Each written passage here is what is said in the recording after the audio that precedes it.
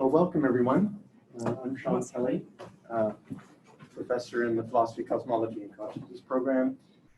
And I'll just say a few words about what you're going to be participating in today, which is the defense of Jahan's doctoral dissertation.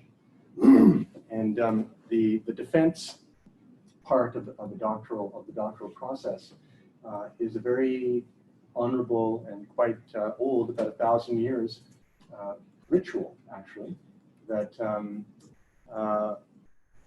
is continuous up into this present day. So there's a strong morphic field. And the defense constitutes the last of several thresholds that the doctoral candidate has already gone through, which will determine whether or not all of the previous ones mattered at all. Because if this one doesn't succeed, then the rest don't really count. Well, they count, but not in the way that one would like them to count.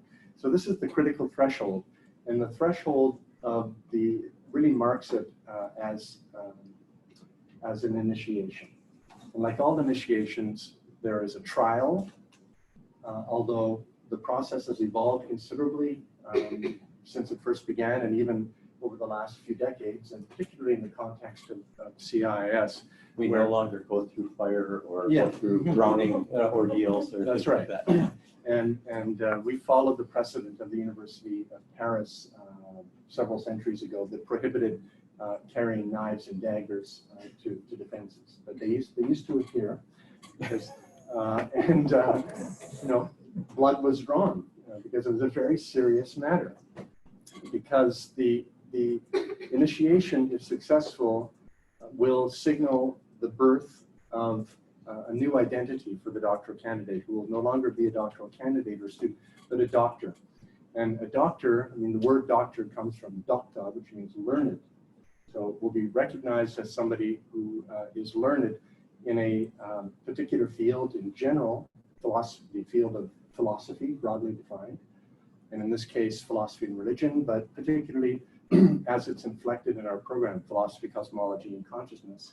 And more particularly, having defended the area of expertise that the candidate is claiming to have mastered.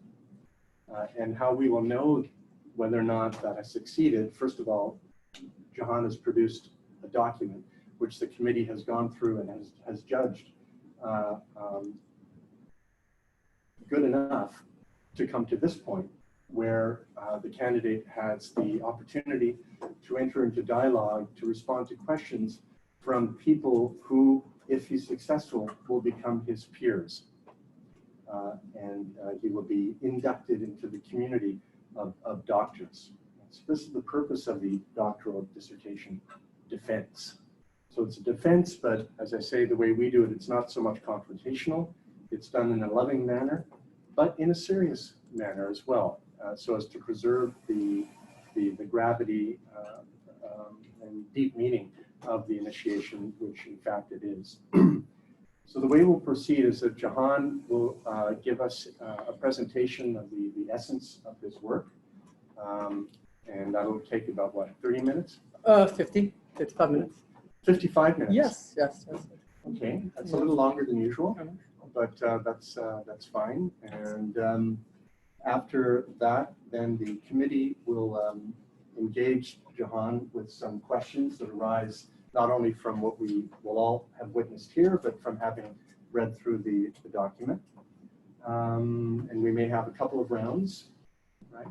After which the committee will withdraw to a different room to discuss how well Jahan did. Then we come back, well, we'll make a decision. Then we come back and we announce the decision. And the possibilities are that the defense was a complete success and accords with our assessment of the document, in which case there's a pass with no revisions required. Second possibility is that it's still a success, passes, but we require minor revisions. Third possibility is pass, but with major revisions. That's unlikely. It has happened. Sometimes things can come up in the presentation that weren't obvious until this point, but it's unlikely. And then the least likely, of course, is that it just doesn't pass. And I doubt very much that will happen, although it is a theoretical possibility. So that's how we're going to proceed. Okay. Yeah. All right. Yeah, appreciate it. That overview. That's awesome. Yeah. Oh, and yes. Okay. I guess I don't need. Should I introduce the rest Please, of the committee? yeah. Well, particularly. Yes. Yeah. So here we have Richard Tarnas, also professor, founding director of the PCC program, and your last name. I'm trying to. Say it again. Grossman. Grossman. Okay. So Aharon. Yes. Okay. Aharon Grossman is the external committee member, and we're very delighted that you were honored that you were agreed to be on this committee. All right. There we go. Take it away. Hey guys, thank you so much. I'm honored that you guys are here, and I'm excited to share this work with you. This has been a deep interest of mine for almost 2 decades, so I'm awesome. It's great that it's come to this fruition. The title is The Psychedelic Revolution, and I wanted to situate psychedelics within an evolutionary context. And you see the word evolution is within the word of revolution. And the document itself came out to about 350 pages and had about 300 unique sources, so it's very long, so I'll only be able to touch on just the large arcs of the dissertation in this presentation. Jahan, if you just move a little bit to the side so that your face doesn't have the light, the printing going across your face. Better yeah, it gets really psychedelic. Right? There's something in that water. Sure, thanks. So because it's the framework of evolution, I chose to study, focus on psilocybin mushrooms for several reasons. First is the unique role they might have played in the evolution of early humanity, an idea first put forward by Terence McKenna. And the idea, which we will go into deeply, is that there's a good 4 or 5 million year period that our ancestors ate psilocybin mushrooms, and through that relationship, developed the cognitive capacities that we now have. Another is their worldwide availability. They grow naturally on 6 continents. There's over 200 different species of psilocybin mushrooms. And thanks to the work of Terence Dennis McKenna, we can now, because they published the first psilocybin mushrooms growers guide, we can now cultivate it privately in our own houses. 3 is there's a wave of decriminalization of psilocybin mushrooms now underway across the United States. You already have Denver, Oakland, Santa Cruz have all decriminalized mushrooms. You have Portland coming in. You have San Francisco and Berkeley in the works. And hopefully on the ballot next year is decriminalized nature. Throughout the state of California, where we'll have iboga, we'll have ayahuasca, San Pedro, peyote, and psilocybin mushrooms, all being decriminalized. Right? 3rd is the training within the Mazatec mushroom lineage. I was able to go to Mexico this last year and spend some time and learn from the Mazatecs who have integrated psilocybin mushrooms into their culture for the last few thousand years. 5th is the work as a legal facilitator of psilocybin mushrooms in Jamaica. It's the only country, as far as my awareness, that is completely legal there. So we're able to set up retreats and sites where people now have access to come and have psilocybin mushroom ceremonies with the intention of healing. And 6th, it was the first psychedelic that woke me up, meaning it kind of broke me out of my paradigm. As a 15, 16, 17-year-old, I was really depressed, suicidal, nihilistic, materialistic, and an atheist. And it was just one mushroom journey that completely switched my view of the universe and myself, that we live in a loving, intelligent cosmos that seems to have a sense of purpose. And it became a resource of a kind of a fuel and fire over the next 2 decades of academia. Right? So it's very fitting now, about 20 years later, I'm sitting here working on this. So the structure of the defense has 3 large movements: present, past, and future. I was inspired by 2 different sources. One was George Orwell's 1984, I read it twice when I was younger, and he had this quote: "Who controls the past controls the future. Who controls the present controls the past." And he said this in an authoritarian context in which in the story, the government would erase people's histories and form a new narrative so that they would win the party's loyalty. Right, and kind of stay in a state of continual endless war. I'm certainly not saying this in an authoritarian context, but it brought to my awareness that our idea of our history shapes our identity and who we are, and out of that we make decisions that affect our future trajectory. And so much of our history has been created by those that have been in power, a sense of establishment, whether it be in academia, religious, governmental, right? So we have formed some kind of history from the knowledge other people received, and some of that history may have been left out, right? The other one was I did 2 years of somatic psychotherapy training while working on my dissertation. It was called COMI. And in that process, you start in the present moment with the client, have them deepen into the now and into breath and feel their body. And as they feel the body, they might sense there's some tensions that are there. And as they move through the tensions, some memories may arise organically. And you have them explore their history from their present state of mind. They might go to the ages of 5, 6, 7. And you might see that some big belief rooted during that time, like I'm not enough, the world's not safe, I don't trust other people. Now you have them as an adult explore those beliefs, underroot them and see, is this actually true? And in doing so, you free the future potentiality. So by starting in the present, going deep into the past, analyzing from a new state of mind, you have the potential to change the future trajectory of this individual.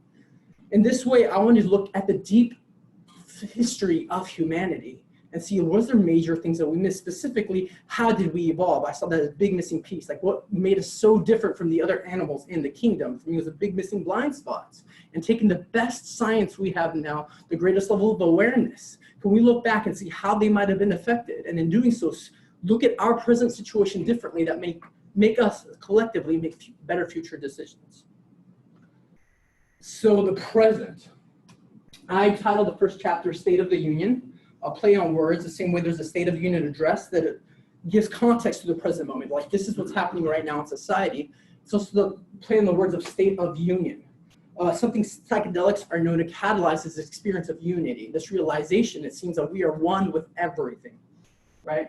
So peak experiences, I put forward 9 different examples found throughout the literature of people experiencing psilocybin, specifically with different doses. At lower doses, people tend to have personal psychological insights. As you move higher, there's more chances of having a mystical unit of experience.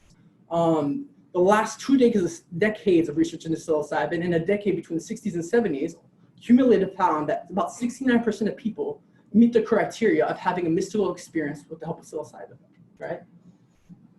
And so I wanted to first get the reader like, this is what it's like to have the psilocybin experience of other people that have had it. Then I move into the science, empirical data of how people have healed and evolved through the use of the substance. Right? For one, it's been used a lot with people with near end-of-life anxiety, with terminally ill cancer patients that have 6 months to 2 years to live and they're frozen and paralyzed in fear. One psilocybin experience with most of them, now they can actually embrace the life they have left. People that have been addicted to nicotine for over 20 years have an 80% success rate of getting off of nicotine after psilocybin experience. So here it shows that they're in these patterns of behavior and stuck in loops and they're finally able to break free. It also helps people to cultivate the personality trait known as openness, right? Openness is correlated with creativity, but openness can seem now I'm open to the environment, ideas, and new ways of being. In contrast to closeness, which is kind of contraction, controlness, rigidity to a system where like I'm no longer being able to explore other people or beliefs because I'm a little frozen, right?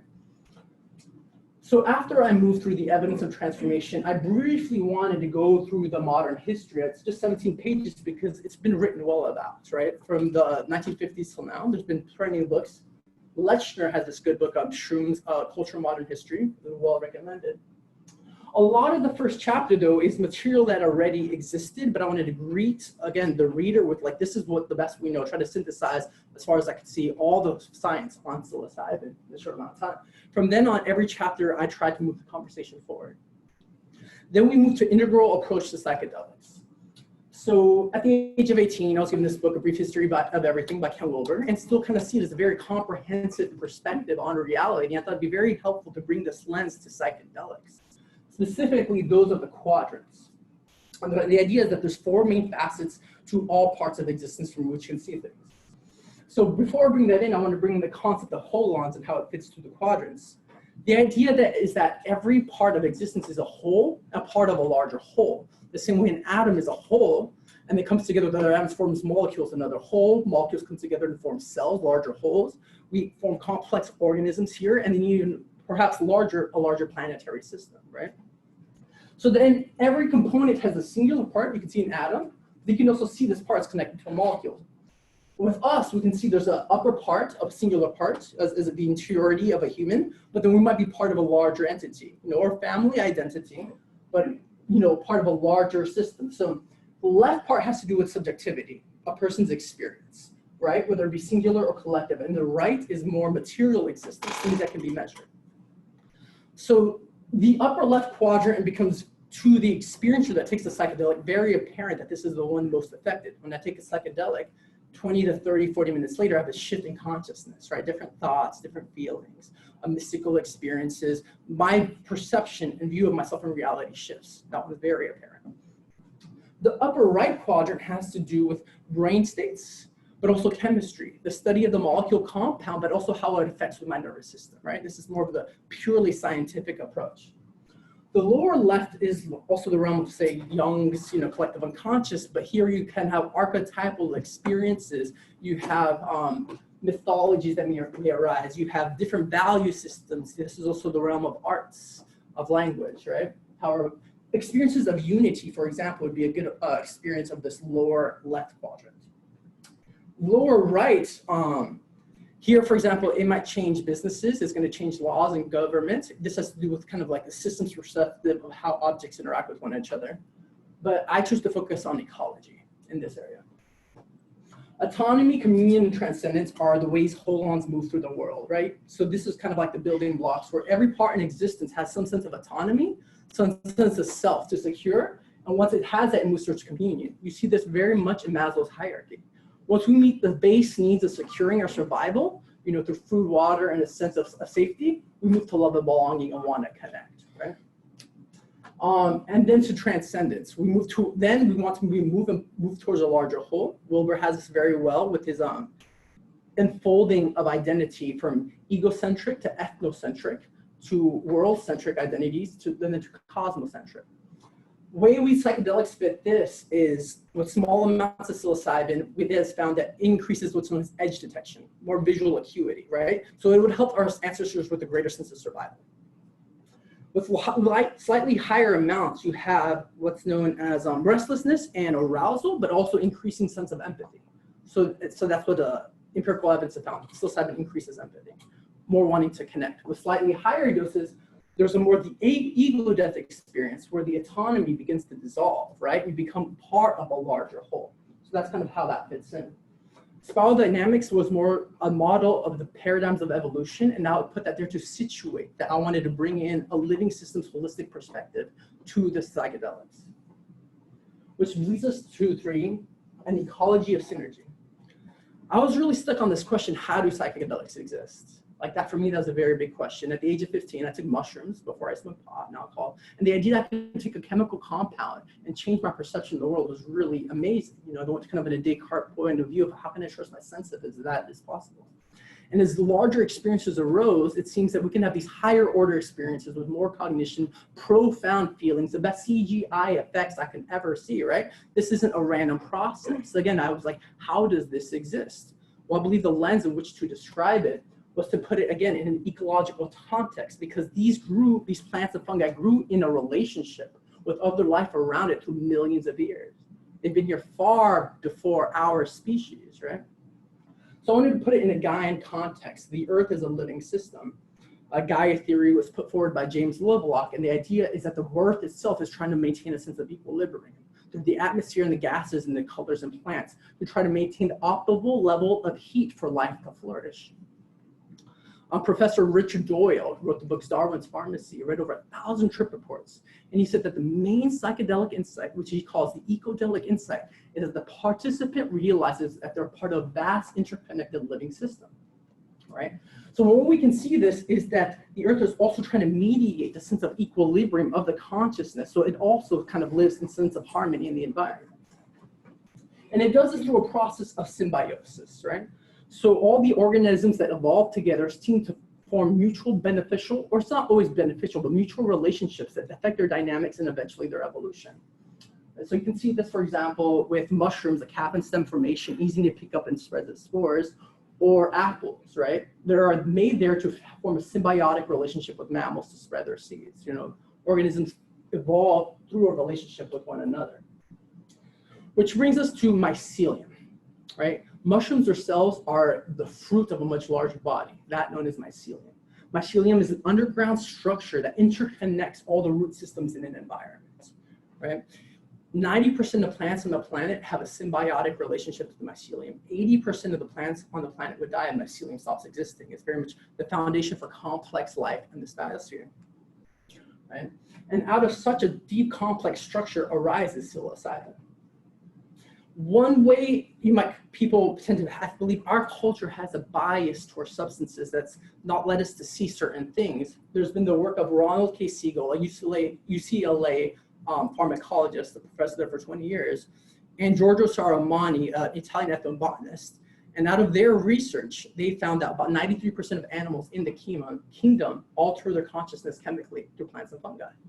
It's so widespread that Siegel calls it the fourth evolutionary drive, that after food, sex, and water, given the opportunity, an animal will alter its consciousness, right? So this is the norm. This is a part of a much larger evolutionary process we have always been a part of. And so the ecological self is this idea that it actually increases our sense of ecology with the environment around us. As we kind of dissolve, a lot of people have experienced, I'm part of the all. I move from an I to a we and become a part of everything.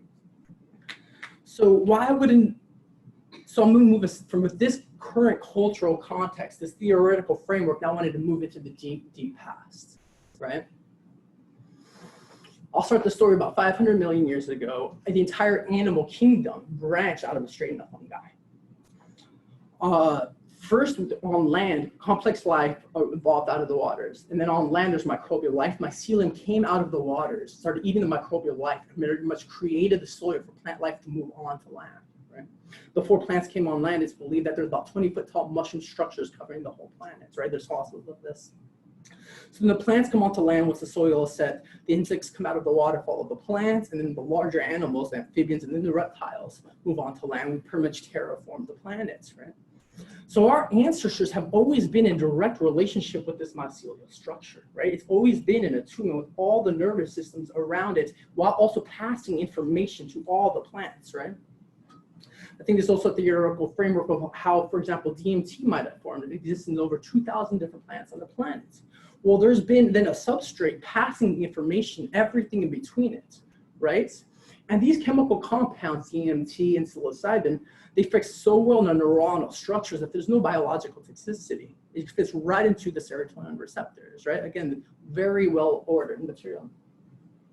So about 65 million years ago, 200 million years ago, our ancestors were largely rodent-like creatures during the time of dinosaurs living underground. 65 million years ago, there's the KT impact, right? An object came, destroyed most of the complex life on the world, pushes up dust, taking out the sunlight. 90% of large complex life died. This is also the perfect condition for mycelium to really flourish. For those that have grown mushrooms, now you have a dark container with lots of food, right? So mycelium again begins to grow, break down all the decomposing the material, and creates a richer soil. Out of this richer soil, even more complex plants and trees begin to evolve, with more richer, diverse types of chemicals in their fruits. Our ancestors take to the trees, and for the next 50 million years live in the canopies. And it becomes this human-native form that we now have, with these kind of arms and legs, right? But also primes our brain the next 50 million years to be able to make the most of the psilocybin experience. You know, one of the arguments I've heard is my psilocybin helped us evolve. Well, why didn't it happen to other animals? Well, they didn't have the kind of biological hardware we have. For example, if an animal has hooves, there's so much they can only do with that psilocybin experience. It might have some sense of tele-empathy with each other, or sense of creativity or self-reflection, but it's not going to start building huts and buildings, right? We pretty much had a system that was very much primed for the psilocybin experience. About 5 million years ago, weather patterns began to change in Africa, forcing our ancestors down to the ground. And as Paul Stamets notes, what was the most common mushroom in the African savannas? That of psilocybin, right? As he points out, 23 different species of primates actually come down from the trees to eat mushrooms, right? So primates have had a relationship with mushrooms. Terence McKenna says this probably went through 3 different processes having to do with dosage. At the lowest dose, you have, as I mentioned, visual acuity, edge detection. It would have increased their senses, helped them adapt to the environment. Slightly higher doses, you have sexual arousal or restlessness. This would have encouraged copulation, right? More reproduction.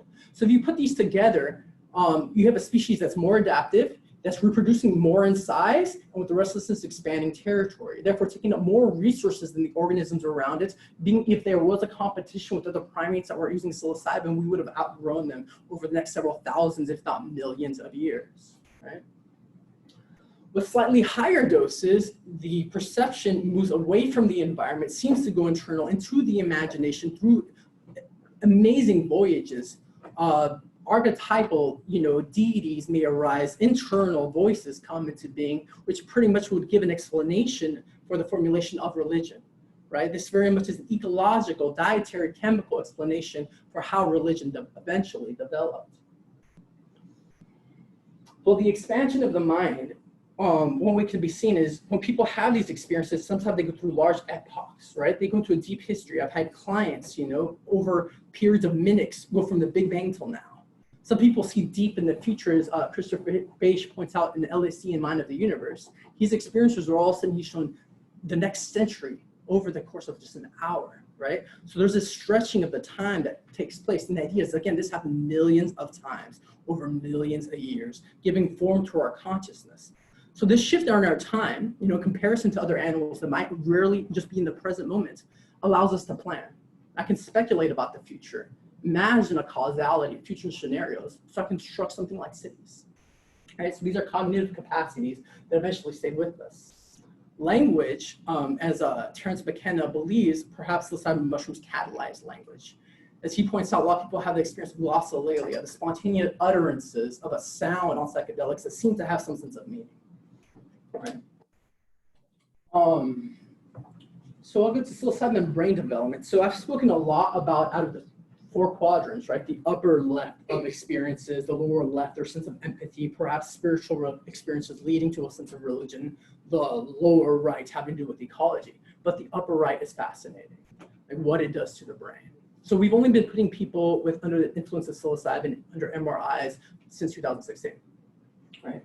A here is a person under a placebo with an MRI. B is a person under the influence of psilocybin, right? These just dots are different regions of the brain. It creates a hyper-connected brain state, right?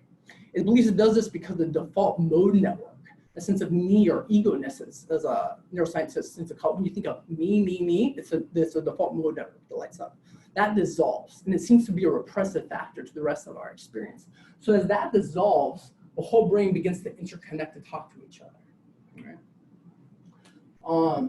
Another amazing part is that it actually stimulates what's known as neurogenesis, the growth of new neurons. The brain actually physically begins to grow.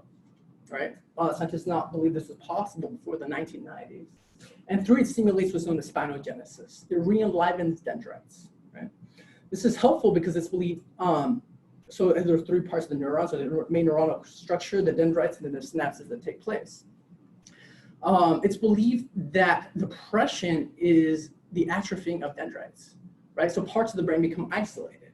And that makes sense because people that feel depressed also feel isolated, right? So these parts come back to life. And this unitive effect right here, this interconnection, I believe also translates to the unitive experiences people are having. So if you put these 3 things together, what happens to the brain? It becomes more interconnected, it begins to grow and begins to heal. And a lot of these structures actually physically become part of the neural architecture after the experience. This is the idea that this happened, again, millions of times over millions of years, giving us the hardware that we now have. So we have the capacity to have spiritual experiences right now without psychedelics. We have an evolved neocortex where language takes place because of the use of psilocybin, that we can plan and have mathematics, the world, the kind of structure that we now have. So I wanted to give this in contrast with other theories of evolution, right? Just so you can kind of compare this idea with other main theories. There's 2 big ones, and those are use of creating tools and changing the environment, and with their feedback changes us, right? This is one explanation of how we got to be here. Another one is we started cooking food, right? And cooking food acts like an external stomach, digesting it, and that freed energy from going to the stomach and up to the brain. For me, these tend to quickly fall apart, right? So we think about the food, for example, we have more free energy, but more free energy doesn't necessarily lead to brain development. We have more free calories than ever before, an increasing pace. We're increasing our bellies, there's more fat, but it's not leading to any brain development. Some scientists have pointed out it seems the brain actually has decreased in size since the agricultural revolution, which leads me to believe we're missing some kind of nutrient that we were getting through our diet that we're no longer getting, that's leading to a smaller brain size. The argument with tools is, well, we would have at least needed some level of creativity to start creating tools, right? And then change and manipulate the environments and then changing to us. But since the last 10,000 years, we've increasingly been creating more tools and changing the landscape over and over, right? There's been an increase of technology more and more, but it hasn't correlated to brain size at all, right? So this argument seems to fall down, especially if it seems our brain has actually been decreasing in size. And with respect to this theories, there's been a need to understand where we came from. But the paradigm that was looking at it has left out the idea of psychedelics, that perhaps there's consciousness expanding substances in the environment that might have expanded our consciousness, right? There's another good theory when it comes to the idea of art, and this idea was put forward by David Lewis Williams, a cognitive archaeologist who studied cave art for decades, internationally renowned. And he believes there's altered states of consciousness that eventually led to the emergence of cave art. And this is important, as Graham Hancock points out, because if we figure out what happened to cave art, how we got that spark, we can figure out why we started creating tools. Yuval Noah Harari, in his book Sapiens, point out there's a cognitive revolution about 60, 70,000 years ago. All of a sudden, we start leaving artifacts of intelligence in the environment, right? Not a whole lot is happening in terms of what we've left showing intelligence before that time. And increasing pace, there's more and more we see. Well, if we look at the cave art, the cave, for example, provides a lot of safety to have psychedelic experiences. He believes there's either drumming, breathing, or plants, right? The only published counterpoint to this theory I've come across from is Andrew Weil. He says, taking a psychedelic would have made our species vulnerable. And it's like, yeah, but so does sleeping, right? For 8 hours a day, we're just kind of hanging around unconscious. Everything that's alive rests. But to counter that, there are something like caves that once we start taking higher doses, and yes, we become a little more vulnerable, we can go and create a safe container with a shaman, with a facilitator guarding the entrance, right? And have a ceremony there, go deep. A cave also provides darkness, right? So we can project our visual experiences onto the environment and then simply trace those images onto the wall. Again, a very simple, grounded explanation for the emergence of art. So how did humanity then lose something so amazing, right? This big level of experiences that might have given its formulation. I put forward is probably the agricultural revolution. About 10,000 BC, it occurred to humans that seeds turned into plants and trees.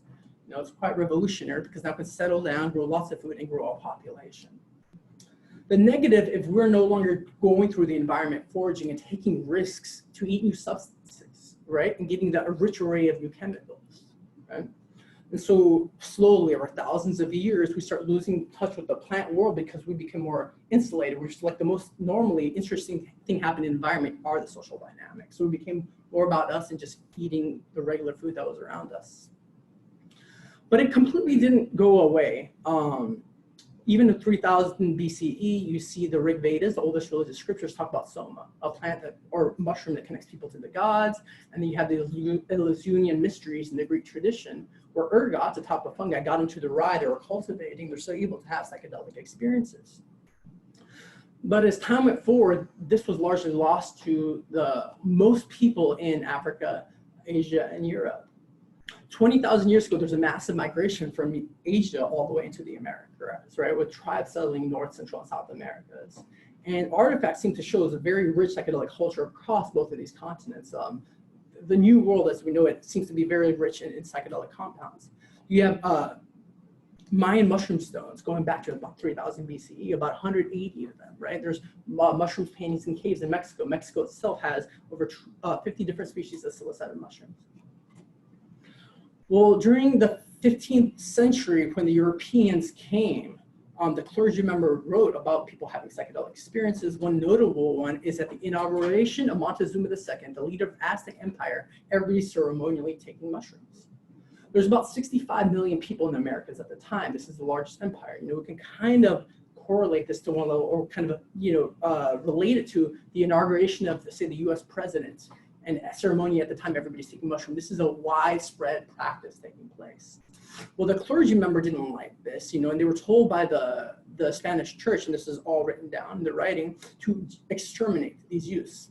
And so we had the greatest ethnocide in human history, right? They were ordered to burn down the temples, to burn down the books, and very much, as they're saying, with the intention of erasing people's history.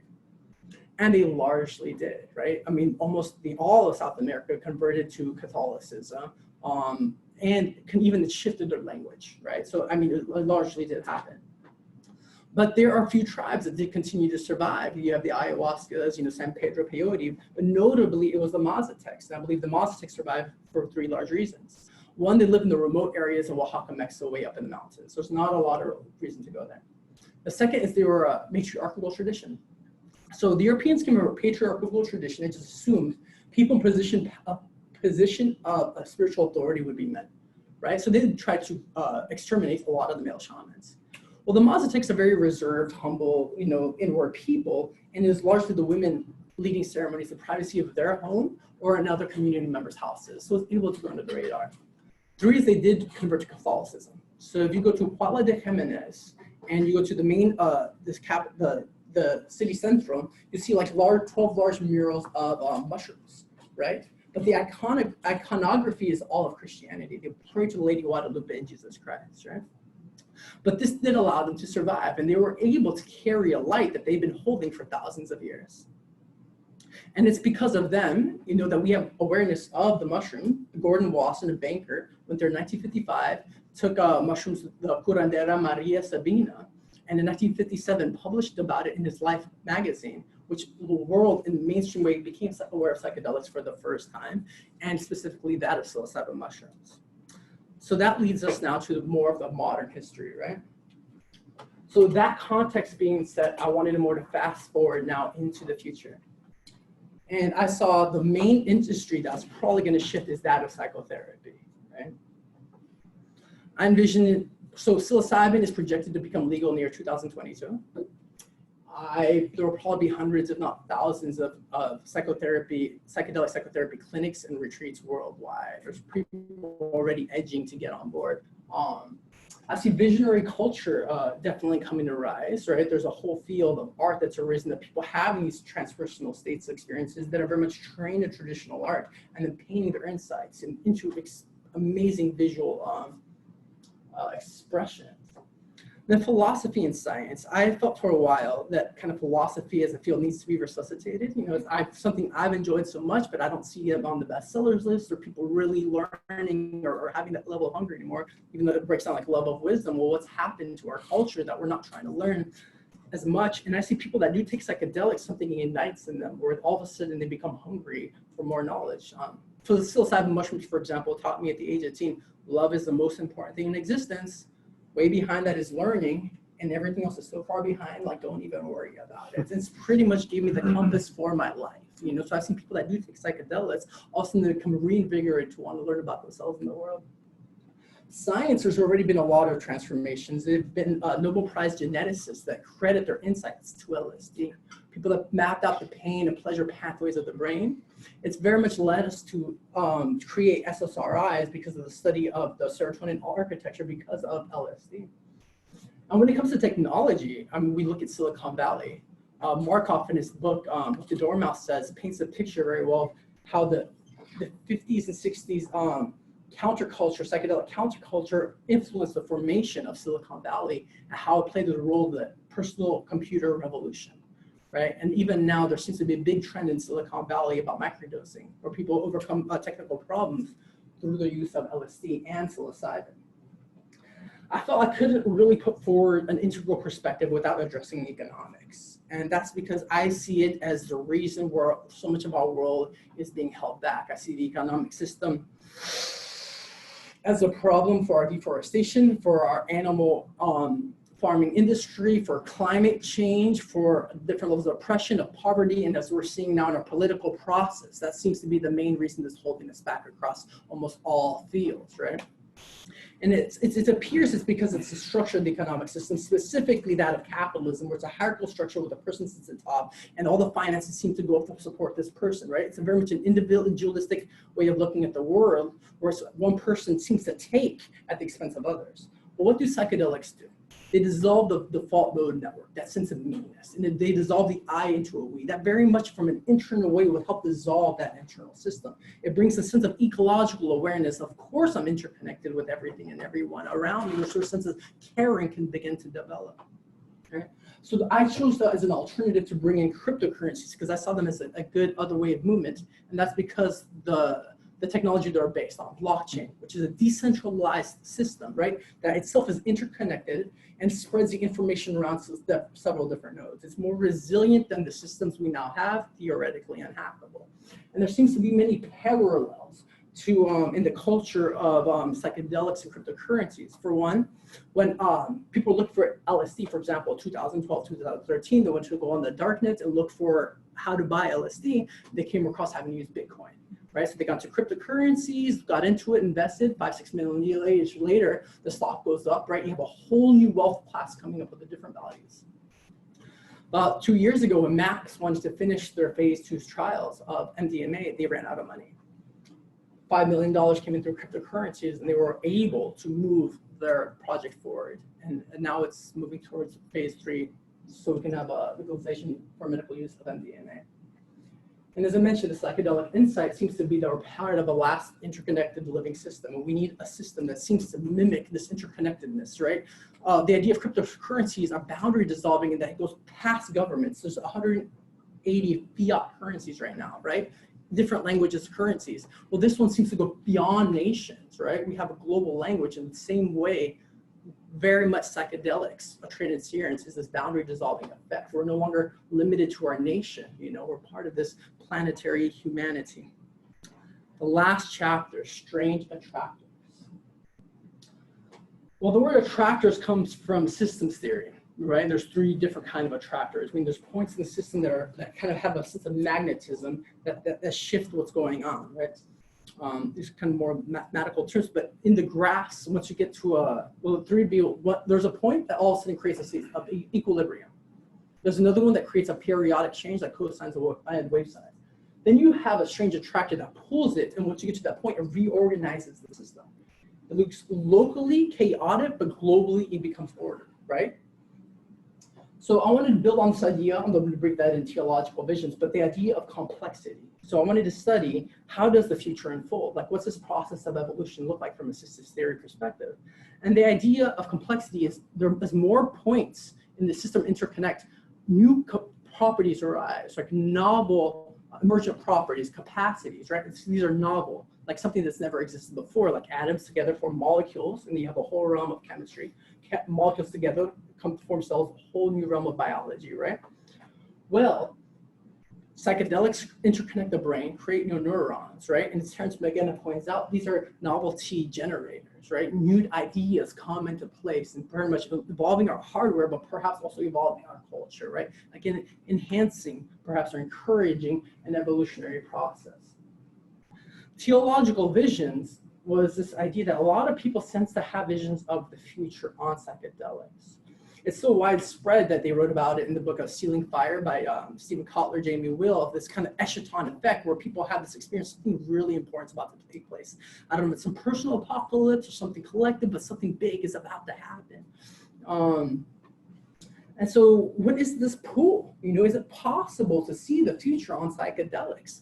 And so part of the framework, if we are whole-ons within a larger whole-on, can we dissolve and become a part of the larger mind? It might show us visions or intuitions of what's about to happen, or at least potentials of it. Christopher Bache and LSD in the Mind of the Universe definitely puts forward possible future scenarios where an intelligence took them over the next century, right? You have Stanley Krippner that has the experience of, on mushrooms, of seeing JFK be shot a year before it happened, right? I certainly had my own with AI, which is something I kind of bring in. But this idea of a strange attractor, that there's something being pulled from the future, has run throughout Western history, right? So you see it with Aristotle, this idea of final cause, where something's actually moving something forward. There's Pierre Teilhard de Chardin, the idea of the omega point. There's something, again, moving something forward. You see in Whitehead. You see in Terence McKenna, a transitional object at the end of time. That there's a point of perfect novelty that's bringing everything towards it. Ray Kurzweil has a singularity, that at some point in the future, there's a merging of technology and consciousness. You know, it's actually moving us into the future, right? Something's about to, wanting to happen. Well, I wanted to explore, is this possible? It seemed very novel and interesting to me, and I want to leave that as an open thread. Because something I see missing in our society is a sense of vision, right? Like we don't know what we want as a species. So how do we get there? We have this idea of progress, but progress towards what? So keep trying to develop. Right now we're focused on our economic system, this culture at large. So the economic system is growing, eating resources, and then it will what? Eat itself, eat the planet, and then start to destroy itself. And is that still considered progress? Right? So we need to know we're progressing towards what? And progress can look like greater integrity. It could look like more creativity. It could be creating a new sense of aesthetics, right? And this is something I see that people that undertake these psychedelic experiences keep coming to over and over again. And under these immersive experiences, perhaps we can have visions of the world we can create in a very detailed, literal way so we can know what we actually want to do. The same way I believe kind of shamans in the past, if you go back, say, just 50,000 years, they're following a herd, right? Well, how they know? If they're looking, which way do we go? There's so many 360 degrees, right? They're probably using their intuition. They're using their dreams. They're using psychedelic experiences and looking for guidance of where to go. And I think perhaps connecting again with that plant world might help give our species a sense of direction. Now, the last part, psychedelic revolution, I just wanted to, again, summarize my work as a whole. That I think we need to understand psychedelics with an ecological and evolutionary context because that's the framework. That's the context from which they evolve. Point out that, again, the ecodelic insight that we live as part of a vast interconnected living system. I would go far to say I think we're in this ecological crisis because we have not integrated the psychedelics that nature creates to actually make a sense of equilibrium. For example, if we look at mycelium, it could theoretically live forever if the host environment is healthy, right? So it has a lot of reasons to create a molecule to keep the environment very much in harmony. I think it would be our greatest homecoming because as I look to our way we see the world, we don't know how we got here. And that's a huge missing piece. How do we know who we are and what we want to be doing? I see this as perhaps our biggest collective trauma. So if you imagine a civilization, say 3 million years, having these transpersonal experiences, say with God, with nature, other realms, or even the most horrific parts, the hardest times of my life has been on psychedelics and the best. It goes to the depths of hell very much too, right? But these intense experiences, and after a small amount of time, say after 3 million years, it goes into amnesia. And there might be perhaps where we find ourselves now. So very much not rooted with deep history of who we are, right? But it's still ingrained in our genetics. Trauma itself could be seen as an unintegrated experience, and well, as Sangroff points out, these states move us into holotropic states into wholeness. And that's very much what we're yearning, a sense of home, right? But I don't think we can find home until eventually we claim and realize our entire past and our connection to the rest of this planet. Transforming our identity, and eventually, perhaps if all this is accurate, getting back into the process of evolution, of however we might describe it, but into more interconnection with our planetary system and using these allies to open up new potentials of creativity within humanity so we can live in harmony and sustainably. Thank you.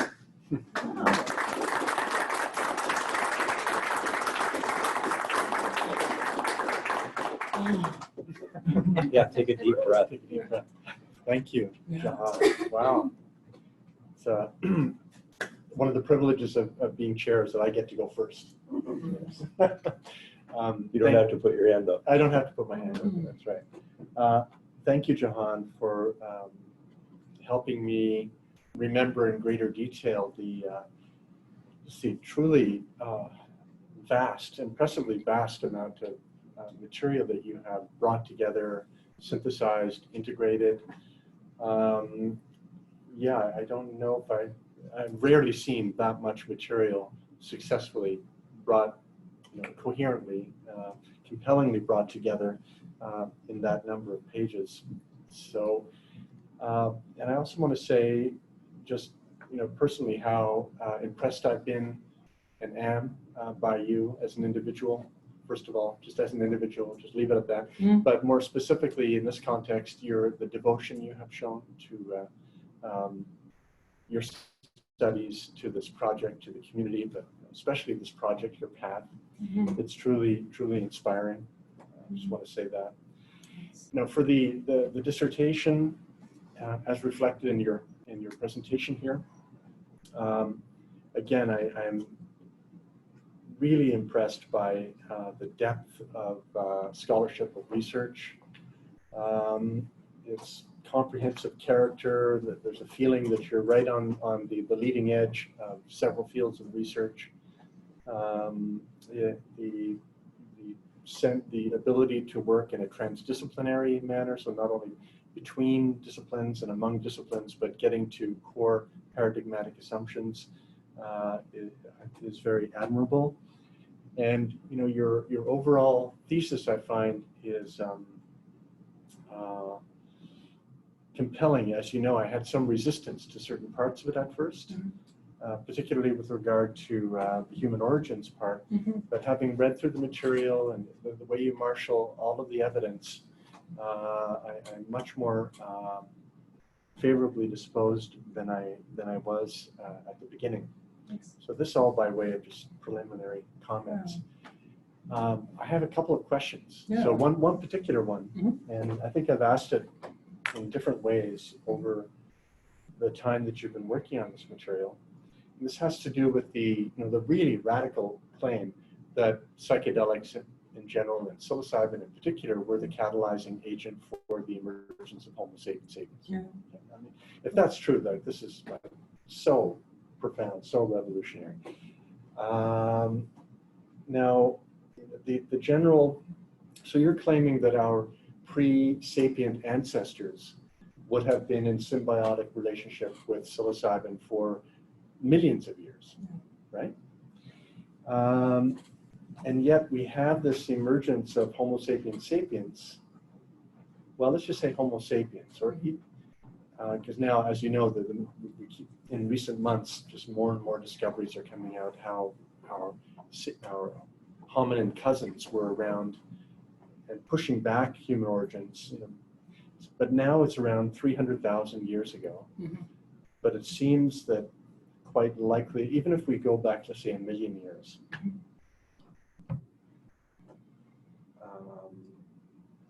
no, I'm going to stick with Homo sapiens sapiens. Okay. So if we have this symbiotic relationship for millions of years, why does it suddenly happen, even if not so suddenly as we thought before, between 300 and 200,000 years ago? Yeah. That's one question. And then the similar question occurs with the cognitive revolution around 70,000 to 50,000 years ago. It seems that the human brain and human anatomy had been stable for the previous 200,000 to 300,000 years. Why all of a sudden would this explosion happen with mushrooms and not before? Yeah, absolutely. Thank you. Yeah. I know it's like through the lines of evolution, right? It doesn't necessarily move in like even a diagonal graph. It seems to accelerate, right? So there seems to be, as evolution moves forward, it seems to move more. The same way we're looking at technology develop. The pace is increasing, right? So I believe using psilocybin more and more would have increased our hardware and created more of an affinity to it, made us more susceptible to keep using it. So it's been found that our serotonin receptors, for example, with the use of LSD and psilocybin, have greater affinity to it than chimpanzees. So something happened, we diverged from the same family of chimpanzees 6 million years ago, right? So something happened during that time with our ancestors that our neurology actually clings to LSD and psilocybin more. Psilocybin and LSD have 4 times more affinity to our serotonin receptors than serotonin itself. So something happened evolutionary that we can pick it up more. And I think it was just we kept using it more that we can make more use out of it. Like there's more symbiosis taking place so we can take more of this experience. For those that have taken psilocybin, right, have been privileged to hold space now, thank God, legally, where people's experiences are so vast, they can really only bring a little bit back. There's a sense that there's so much more, but we just can't contain it in our regular state. So there's a lot to grow into. By happening more and more, we're able to receive more and more. So these big specific periodic shifts, I believe, were that at some point we had the planning abilities and self-reflectability to actually plan to have larger journeys. So before, our primate ancestors are eating mushrooms as they're finding it, just the way any kind of animal would, and having minor dose effects, or some are getting sexual arousal, right? But at some moment, they're able to have enough capacities that they can plan. How about we save a whole bunch of mushrooms, put it in honey, preserve it, and have a big ritual, right? And now you're going deeper and deeper and deeper into the experience. You're having more profound religious effects. So this could have took a very long time. of eating them as you found it, having small experiences, to all of a sudden like, hey, let's get everybody together, create a safe container, and just take a whole bunch. And now you're having a whole new kind of revolution, whether it be in culture or in our biology, right? So that might have only started happening 30,000 years ago. In terms of cave art or cave paintings, it's like you don't need a lot, there's not a lot of that would be left, right? Because you're just eating mushrooms. Now you're leaving like things that show intelligence. So I believe it is ultimately that, is the container building and the rituals containers that eventually, and taking more higher doses, which involve a lot of foresight, you know, to eventually start catalyzing those larger experiences. Happy to answer, yeah. That's great, Yeah. thank you. I have a few others, but I want to give my other committee members a chance for a first question. Yeah, okay.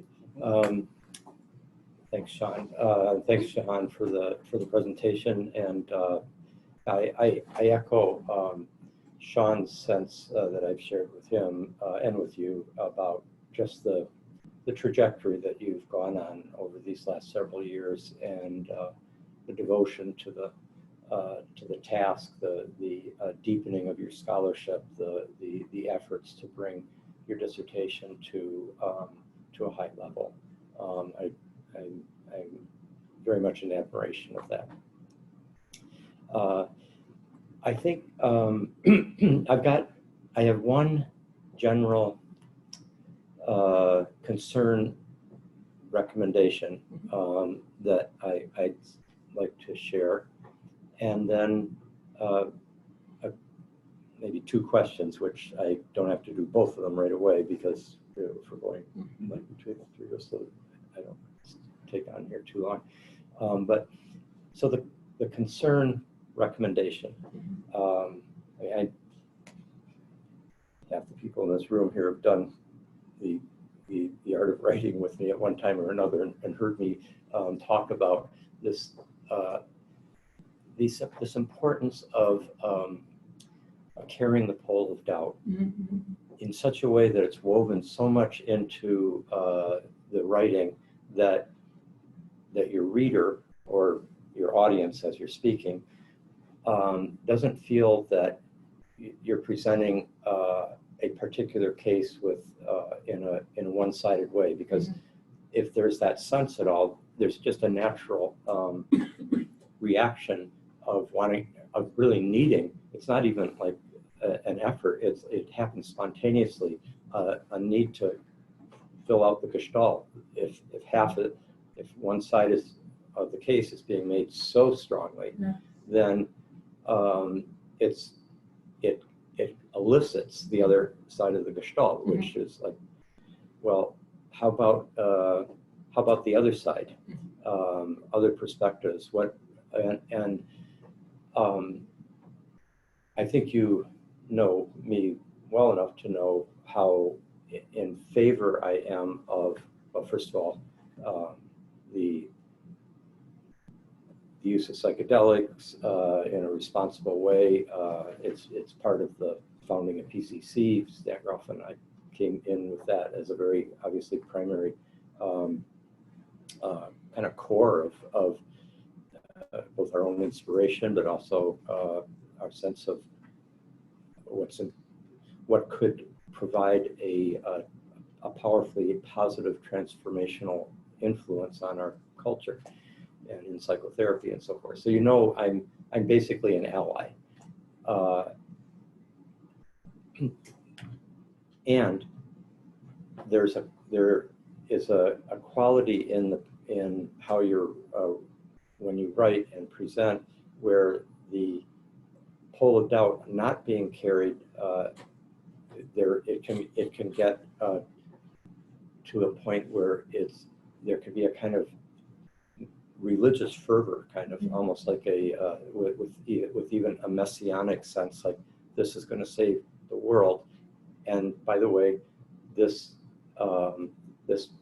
substance here, this mushroom, is the explanation for why we have religion, why we have language, why we have Homo sapiens, etc. Also for the negative things, why we have poverty, injustice, ecological devastation. It becomes such a powerfully all-explanatory system that one begins to feel that perhaps it's explaining too much. And particularly there's a sense, I have the sense at times where you'll say something, as you did here, well, like, this happened millions of times. And there's no perhaps to it, you know what I mean? There's no, where it goes from a theory or a hypothesis to like, this is it, this is the case. And so it's not an easy thing to, to weave into one's writing that really almost psycho-spiritual shift where but it's a relational one to your reader, to your fellow scholars, where you take their perspective so seriously as you're articulating it, your own, that it creates a sense of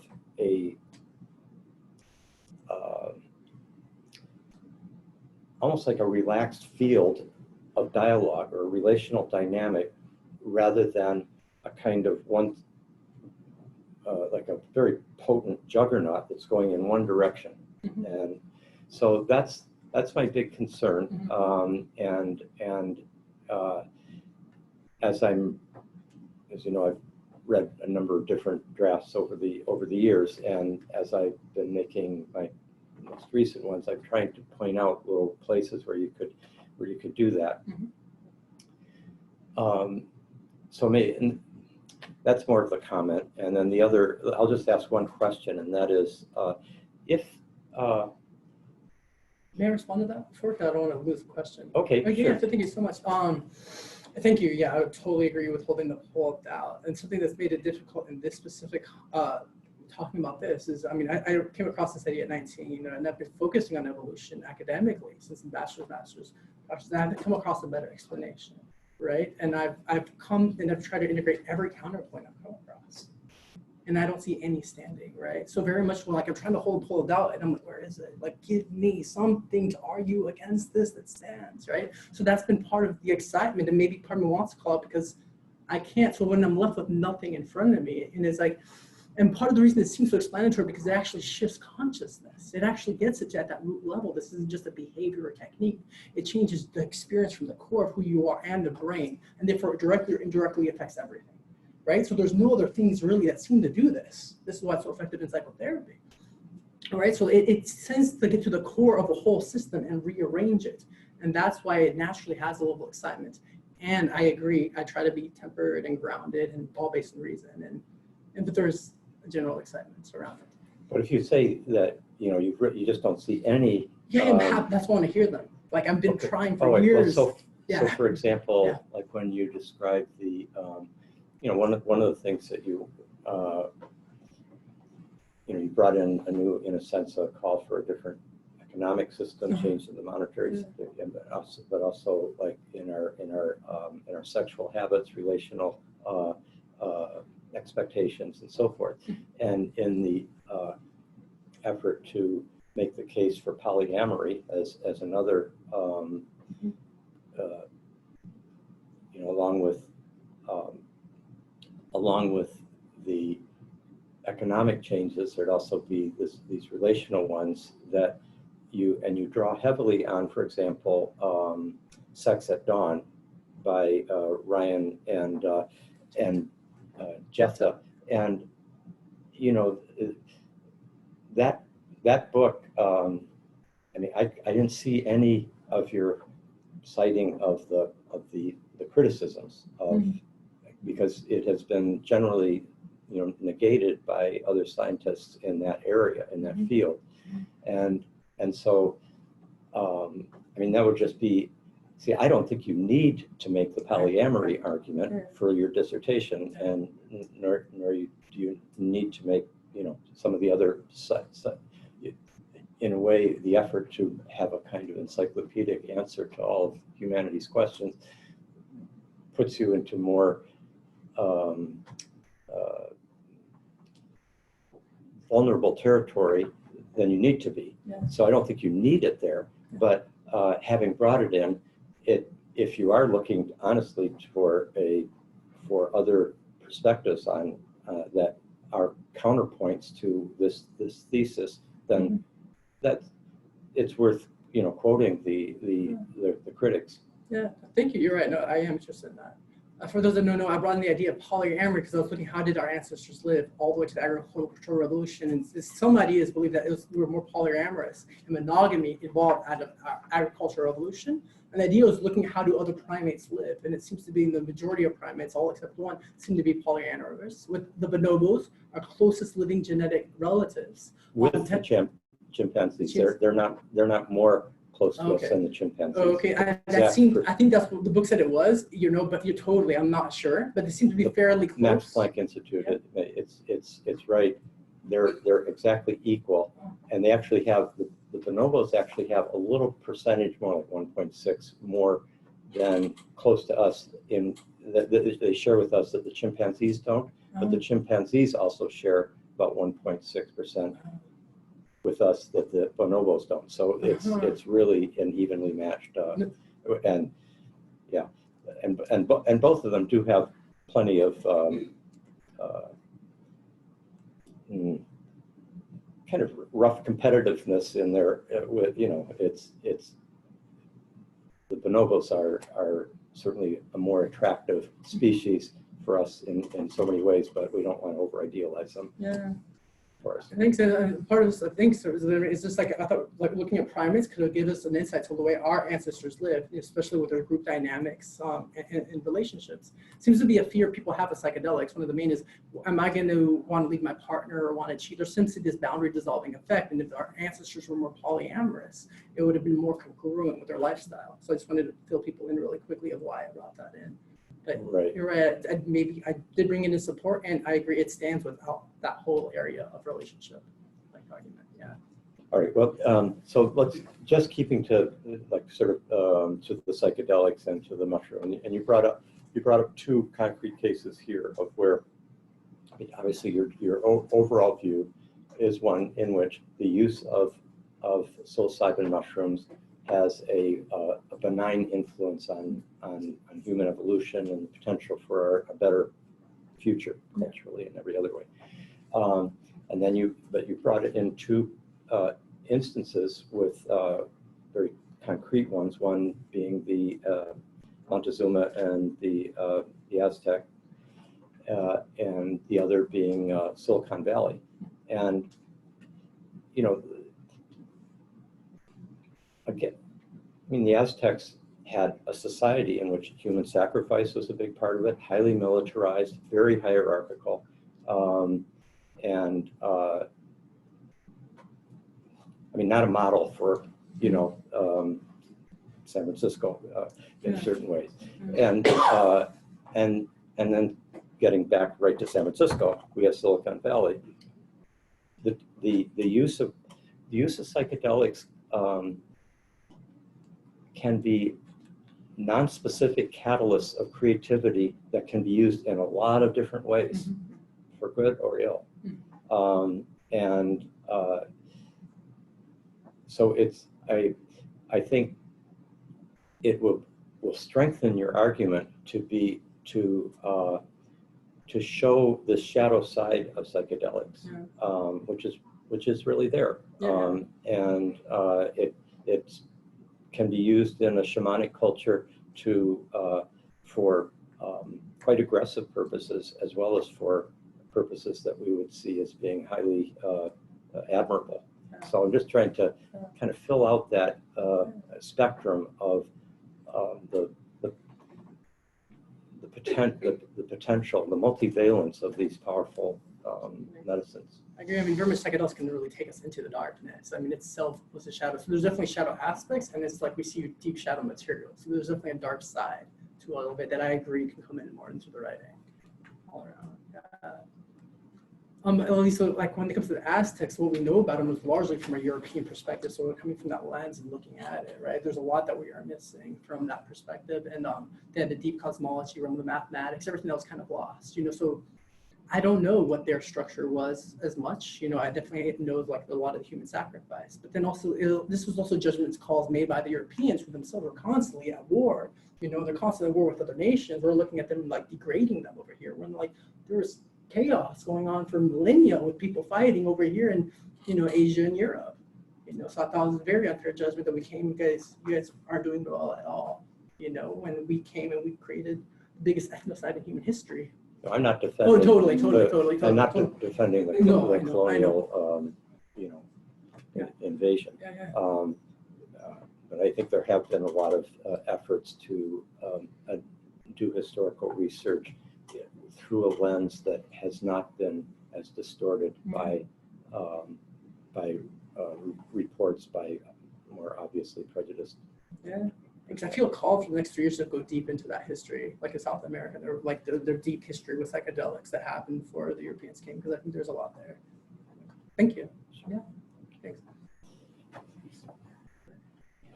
Well, first of all, I'm impressed by the richness of the information that you bring and the creative arrangement of all this information into different topics.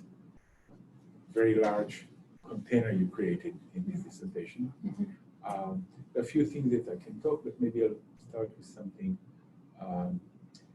about, although you mentioned it here and there, but mainly for the naive or innocent reader, it can be, oh, you just take mushroom and you evolve. And this is not the case. We know even in the recent history about what happened in the 60s. People did a lot of drugs and make a lot of fuss, but it didn't really change in a meaningful way the people's life for most of them. It became this wild experiences that they appreciated, but they didn't integrate it into their lives or into the culture. Yeah. It's true with other cultures too, where there was no structure to the experience. It wasn't very meaningful. There are a lot of psychoactive mushroom in Southeast Asia, in West America, in England, for example, after maybe the witch has been burned and their wisdom disappeared. There was, although people experienced taking mushrooms, a new paradigm wasn't created. So that's why I think it's important to mention that the structure and tradition and container for the experience is very important. That brings us maybe to the idea of wisdom. Wisdom is a combination of experience and theoretical understanding of the experience. Just taking mushroom not necessarily will evolve you. And that's, I think, important to emphasize in your dissertation. Thanks. I think we're both going with what you're saying, Rick. Like, yeah, now I'm feeling like I need a disclaimer for sure. That one is like, read this and then go take mushrooms. Like, it sounds, I don't encourage that for anybody. To be clear, that sounds horrific. Especially if you've never done 4 grams and go to the park or in your room. Like, you might be in for a really bad time.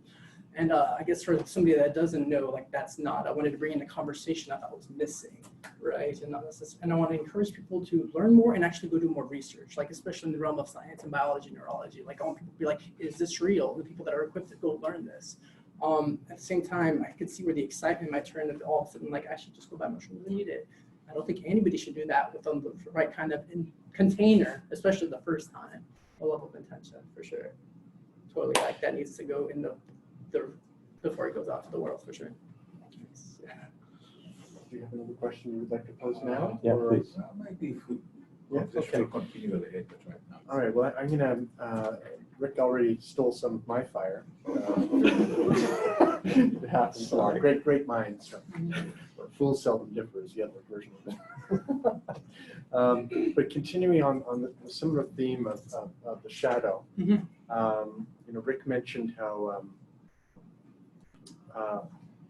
psychedelics, and particularly we see it with microdosing. Same is true with a lot of mindfulness in corporate situations and so on. That these contemplative techniques, or in this case, potentially deeply transformative substances, when used in microdosing, for instance, can be co-opted by a pre-existing worldview or system of context to simply reinforce that system and perhaps become an obstacle for the kind of transformation that we would need, for instance, to prevent the unraveling of complex life on the planet, which I know you're aware is happening as we speak, right? So,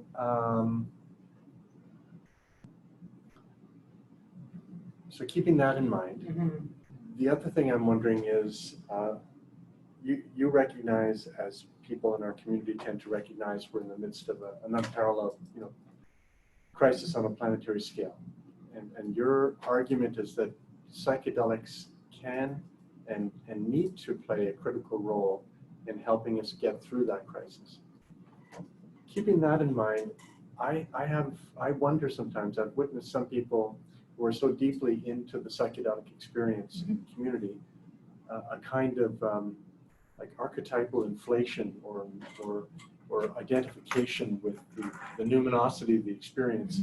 And I wonder if there's a danger of it being just a grand distraction from what needs to happen. Like given, as you said, the most powerful sort of quadrant that gets lit up with psychedelics is the upper left, to speak in terms of the quadrants. There's this experience that individuals and their small communities get understandably riveted to. And I guess the question is there a danger that could prevent these individuals and their communities from putting their energy into the kinds of changes in the lower right quadrant in the political economy, for instance, that need to happen? Yeah, thank you. I think some of that energy, I mean, there's two parts to this. Okay, I think some of that energy can be put in because it gives a sense of inspiration. As the third chapter says, there seems to be a lot of ecological activists in the 60s, 70s, and 80s who first initiated or had these experiences of becoming one with the earth. And I'm like, this is a part of me in a very experiential way. It's no longer cognitive. So of course I want to work to save it. So I see this happening for lots of people. And that being said, there is inflation is possible, right? There is a messianic complex can arise that I see myself and other people. There's a sense of inflation, right? There's a sense of light, like I am light, and all of a sudden you're filled with this energy. But I don't see it running too long because people put you in check fairly quickly, right? So that happens, I see. And they also seem to deflate people very fast. Like mushrooms can make you grovel. Like if you have the ego, it just breaks you down, and that can be very painful.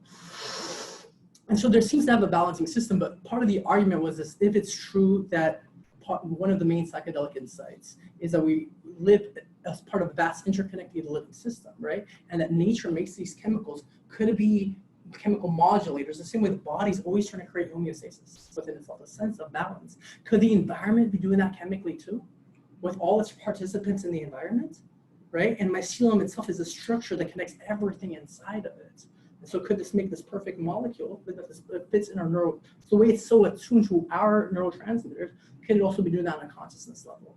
That was like what I was positing for. And because we've been missing this food that we had been eating so long, that we are no longer in equilibrium. So it's this nature's way of mediating a sense of equilibrium. That's kind of what I was putting forward.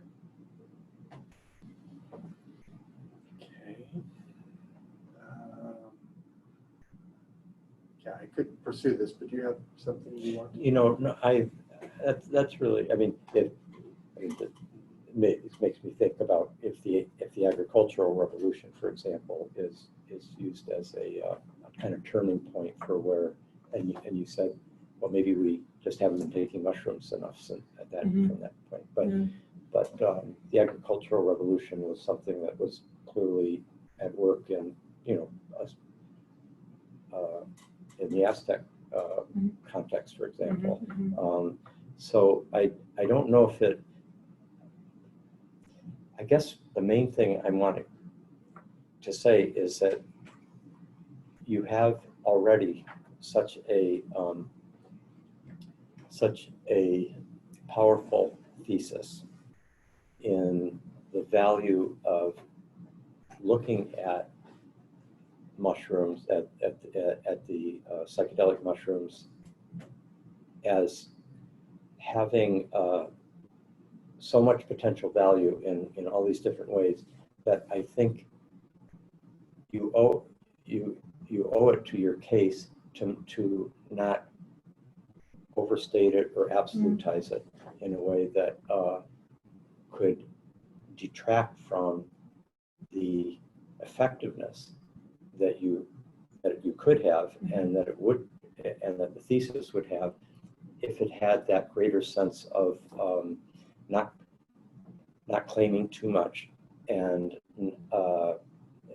with that greater sense of kind of nuanced self-awareness that this is this theory has a lot to be said on behalf of it, but it isn't necessarily absolutely going to explain every aspect of human life with quite the absolute assurance that we can sometimes get into when we're in a certain state of consciousness, that these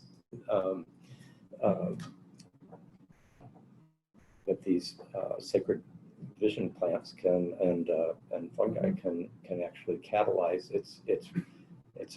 It's a very persuasive internal state in which you just suddenly 10,000 connections are suddenly visible to you, and it's very convincing and all explaining. And I think a great part of our task as psychedelic pioneers or psychonauts, or whatever is the term we want to use, is to do the careful labor of bringing back these treasures of insights and illuminations into a dialogue with the practicalities of our lives, and the other things that become evident to us in our consciousness when we're not in that state that is a kind of inspired possession state, where we block out anything that could obscure us from a conviction that this isn't a conviction that this is the absolute truth. Totally. Yeah, definitely. I hold, right, I'm not guaranteed to pass the witness. This was certainly not like a strong, like, hey, I know this is absolutely true. I'm definitely going to put this forward. I'm like, I think this is the best explanation we have. And if this is true, this is really incredible. We should look at it. And there is certainly excitement around it, right? Again, because there's a wanting to know, and I don't see anything else is as fitting. The same way, we can look at all our theories of evolution or history, that we need something to fit that mark, and it seems to fit everything, and I still haven't found a contradiction around it. And I'm open to it. I've been very open to it, right? I just haven't crossed almost supposed to do 2 decades looking. I haven't found that. But I also want to say, like, I think at this point in time that we do need an energy and excitement around something. If we want ideas to get out, if we want our political system to shift, if we want our ecological system to shift, there needs to be some kind of force. Me putting forward an idea kind of timidly or scared or like really carefully, I don't know if it's going to have the impact that's needed. But this is a dissertation. Yeah, totally. That's the difference. You can definitely write a manifesto. Oh, I don't know. Yeah, totally. I get what you're saying. But this is a dissertation, so that we're here with a particular cultural form that we have kind of committed to within a very limited.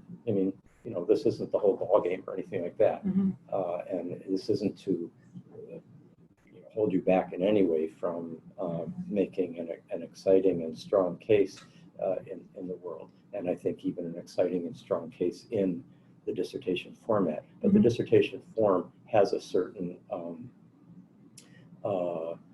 rhetorical set of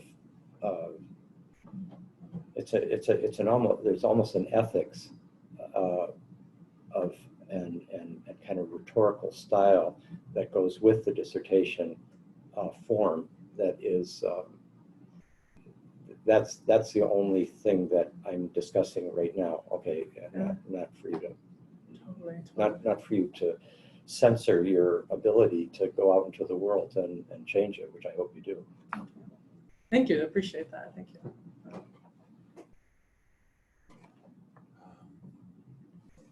I wonder if through your research you found explanation of theories about the connection between psychedelics and the evolution of language that happened about 100,000 years ago.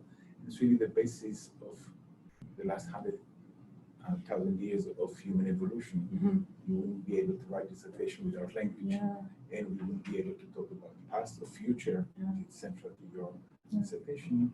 without language. Mhm. So I wonder if you could talk a little bit Thank about you, so for sure. the evolution of language through psychedelics. Terence McKenna probably has like 50, 60 hours of talking on it. Most of his work was very much linguistic, right? He believed that like through mushrooms, he became like this big mouthpiece. And he is an incredible like, wordsmith in the sense of flow, right? But he's written, 3 books for us, but it's just largely through his talks. You can find them everywhere. And that was one of his favorite ideas, that this was a catalyst for language. So that'd be first and foremost is Terence McKenna. Second, there's a book called Xenolinguistics, Psychedelics and the Evolution of Language. It was her dissertation, right? And she was a linguist. And it very much, for her, she builds over like 400 pages the idea, again, that these stimulate cognitive factors, that in psychedelic states, sometimes we see all these symbols arise. As I mentioned, I've seen it, but she specifically began to see the same symbol system arise over decades. And Alex Gray's wife, over 3 decades, she's seen the same symbol formation coming in her psychedelic states, and they perfectly flow through the environment. So this happened to our ancestors, could have been an inspiration for the alphabets, for symbol systems, for language itself. He talks about like glossolalia. And the same way Michael Pollan writes about it, looking at Terence McKenna, as a type of synesthesia, right? The synesthesia being that sight, smell, taste, and touch get convoluted, where smell becomes a color. The idea is that all of a sudden meaning turned into sound and got grounded. So after a while, I'm looking and I'm pointing rock, rock, rock, rock. With my body, I no longer need to point at some point. As I say rock, you know what I mean, right? We can do this also with feelings, right? So the idea, this is how it got grounded in our system. Another book, it would be A Darwin's Pharmacy. Richard Doyle was actually a professor of linguistics, and he got his doctorate in rhetoric. So he has a few chapters there bringing the relationship between language and psychedelics. Yeah. My turn? You'll have just one more little round, maybe. Let's see. So it's interesting because when at first before I read the final draft of the dissertation, or maybe the penultimate, once the body of it had been done, I was totally open to the hypothesis that psychedelics played some kind of role, certainly in mystery religions and some of the world religions, certainly in many indigenous traditions, we knew that already. And so I was open to the idea that they may have played a role in key transition points in how we became human.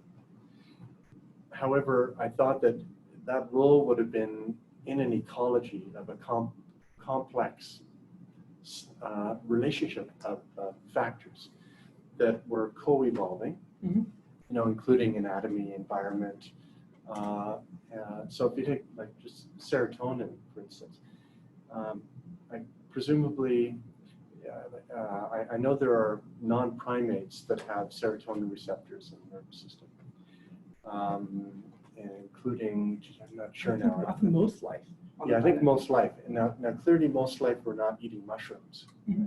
So there's something about serotonin, which is the very receptor, which is the very basis in the nervous system for the interaction with psilocybin, that is there apart from psilocybin. And so we see that as something that's implicit in life at the level of neurons.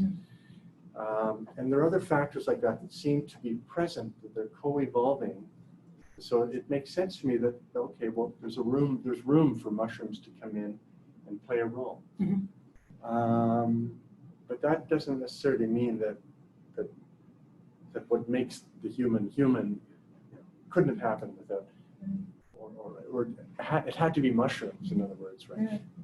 I'm not sure how to articulate like what makes an animal, largely its relationships with the rest of the environment, specifically its diet and food, right? Like it's the shape of our mouths, and genes, how we use energy in the system, like carnivores, for example, right? The whole digestive system. So, right, so I think a dietary explanation is a good one. When we look at mushrooms, it's a completely different fungi, a different kingdom. Right, it's unlike the plant kingdom, and it's not like the animal kingdom. It's a vast network connecting everything. So you need to look at it in a completely different way than you're going to look at fruit. Right, it's a very large unit. It can spread thousands of miles. It's has a lot of information that's interconnected. And out of this comes this little thing, the mushroom. And you've always been on top of this, knowingly. So that's what's like that level of attunement. So it's not like we can point at it like the apple evolved us. It's like, no, we're talking about a completely different kind of kingdom that we've been in a relationship that evolved us. So as I mentioned, 90% of plants have a symbiotic relationship with it. Like 80% would die. It very much gave foundation for plant life. And so could this also extend to outside the plant kingdom, to perhaps animals could have helped us evolve in a very drastic way. Okay, but it's a leap going from the role of mycelial networks and, let's say, the nitrogen cycle in relationship to plants. It's a leap going from that to the psilocybin, to the molecule that interacts with the serotonin receptor. That's something very specific. And yet, I love your responses here. You come back with very, generally very competent responses, and I'm much more open now than I used to be. And as Rick has been saying, I encourage you to look for these places where you can be a little more tentative or welcoming of a more complex explanatory framework instead of just, instead of a kind of monocausal one. Let's see if that's, I have others that I could ask, but maybe I'm done for now. How about you? Yeah? Well, so we are now going to withdraw, and this is a chance for everybody else here to Grill grill them. Yeah. And we'll be back. Invite, because wisdom. Okay. We'll be back. Yeah. Now's your time to sweat. Thank you. There's people online, so you can- Oh, sure, yeah, anybody, please. Are you going to go away? If anybody Yeah, we online can wants to go to ask the questions, bathroom like too. raise your hand and I'll unmute you. It's a way to raise a hand. You have one? Oh, we got one, okay, please. Mazatec. No, there's nobody on here yet. So, Jahan, thank you for your presentation. I remember talking to you about your dissertation topic when I was my first semester Mhm. here. And so it's interesting to see how far it's developed and how deeply you've gone into the discoveries. Although I have to look at some of the things I remember, talking about this, walking on your side street and noticing that not much has actually changed in terms of what you were thinking about, the ideas that you were exploring then 2 years ago, and the ideas that you're now expressing now, even after you've met with Mazatec people. So I don't have extensive knowledge into indigenous ways and indigenous cultures and things like that, but seeing as how you've cited them and are working with them, and they are the holders of this knowledge. From what I have learned, it's the vehicle through which we come to know spirit, which is either the mushrooms or the peyote or the ayahuasca and all of these things. And so actually for them, it's less about the actual substance and more about engaging with it in a sacramental and sacred way. And so wondering where that comes in your dissertation and sort of where the chicken and the egg comes in, like what came first, the sacrament or the ceremony or the sacrament Yeah. that came in, Oh, thanks. Yeah, I mean, the dissertation wasn't about necessarily like spirituality or God, so it wasn't so much on like the actual transcendental dimension of transpersonal experience. But it does seem people keep, coming to the same insight that what's important is we're part of a living universe, where we're always in deep communion and attunement with it. And it seems to be these plants seem to be a gateway into that, a portal into it. And I do like the idea of giving them reverence, right? Because they are beings, like these are actual entities, there are biological organisms through which that doorway opens. And so I think, I believe they also hold them in reverence. Like when I go to the Mazatec tradition, you see mushrooms painted everywhere, including on the cop cars. There's little mushrooms all over the churches, right? I mean, I think they should be elevated to a beautiful status and placed on altars, but at the same time, it's the sense for me, it's the oneness that's ultimately like the large reality. I'm not sitting there praying to a mushroom. I mean, that's not something I've done. I'm not saying it's bad. I've not done that. But I do see them as like miraculous, and I can't believe this is the portal, like something so humble and small through which things can largely expand. Yeah. And I've noticed that pattern and that trend and that reference towards the sacrament with, other substances. So wondering how much of this is due to that experience that you had, in your teens, that is really kind of actually the engine. Focused on this specific substance, or like what? Yeah, well, and this specific substance, and then, working with it as that kind of main generative force. Yeah. So thanks. I mean, like, I like them all a lot, right? So there's even the ones that aren't completely natural. LSD is amazing. My focus was because I was always really focused on evolution. That was like what really got me since I was 18, right? And psilocybin seems to be the prime candidate because it just grows everywhere on every continent. And there's so many different species that contain it, right? Like we can't say that about peyote, we can't say that about ayahuasca, iboga. They're very centralized for the ecological systems, but this one itself, like I mentioned, interconnects everything underground, and it's just everywhere. So we would have been in constant contact with it all the time. So that's why I focused largely, because it kind of filled a large role of our collective story. Yeah. Thanks, man. Oh, yeah, mine. Cool. Anybody here? Could you say more about this idea that the origin of cave paintings is the visions that people receive? Yeah. I thought that was really fascinating. Thank you. David Lewis Williams is the archaeologist. Spent decades going traveling the world looking at cave art. Again, I mentioned internationally renowned, won lots of awards, right? And again, his idea that it was altered states of consciousness with different methodologies. He also saw it sometimes as like the cave paintings were a source of prayer, right? Like they would see power animals, the same way a lot of us see animals now when we take large doses of psychedelics, and they give them a sense of praying and putting on the wall. Something we also see across cave paintings, traditionally stretching out tens of thousands of years, are geometric designs all over the wall, spirals, triangles.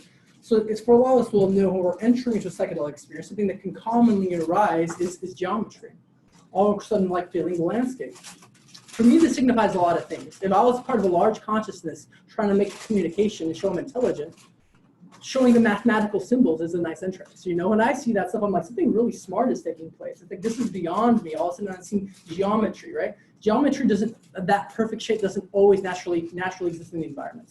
All of a sudden, we're seeing perfect circles and designs. And see, this seems to be some of the first cave paintings put on the wall, cross-culturally, are like mathematical, architectural symbols. So the idea is, again, they would see this rising in the environment, their experience, and then all it takes is etching it and tracing it and copying it. And also, he points out, is also, again, their way of prayer, of coming into communion relationship with these entities. The serpent is a big one, or buffalo. They would see these beings inside of their experience, and they would want to maintain a constant form of relationship to them. Yeah. Jahan, watch this cord. Yeah. So dovetailing on some of the comments here is kind of like this. It seemed like a theme to me. It was like, how do you sow a healthy amount of skepticism or doubt into your theory? And I'm curious as it relates to how you see it being used in the future, not just in individual therapy sessions or in small groups, but how do you see it working on I guess my fear is like, there's a lot of like tech money coming in and a lot of like structure that's being added that could be great, but if there's money there's just a lot of different motivations coming in. So how do you see creating a framework for societal level use of psychedelics that would create that safety and positive use of it that in benefit of civilization instead of it kind of devolving or something into human sacrifice or who knows what else? I think the first word that comes is like by doing it carefully, like definitely. Something I didn't see until this moment is again like having to put a disclaimer. Like I wasn't planning to write a psychedelic explorer's guide about how to have safe therapeutic journeys, like James Fadiman did. So there's a constant way of taking the conversation really slowly because I'm actually here to open people into a large journey. I wanted to put forward a theoretical framework and then a context of our history so it could shift our kind of identity. Right, so like that was my intention, but now I'm seeing people might read this and get inspired, and all of a sudden, like I want to evolve and need a psychedelic. Right? Daniel Nigrin, she's the chair of the SF Psychedelic Society, said something that I like. She's like, I don't want to see businesses going into psychedelics. I want to see psychedelically minded businesses. You know, people that are influenced in psychedelics and taking the insights and ethics they've gathered and cultivated into the business world. It seems to be, and I hope a lot of the people that have been in this world for a long time and are at the forefront are taking a lot of precautions as we move and industries are becoming created. I know there's work right now where people making FDA regulations for therapists coming in, like how much sense of, do the practitioners themselves, how much study do they need, how much training do they need? You know, there's a lot of work being done about the clinics being open. Like the government itself is moving very slowly on this, favorably, but very slowly to make sure this is completely safe and everything happens correctly. So I'm glad that all the elders we have seem to be taking that process really seriously and kind of making all the safety nets possible.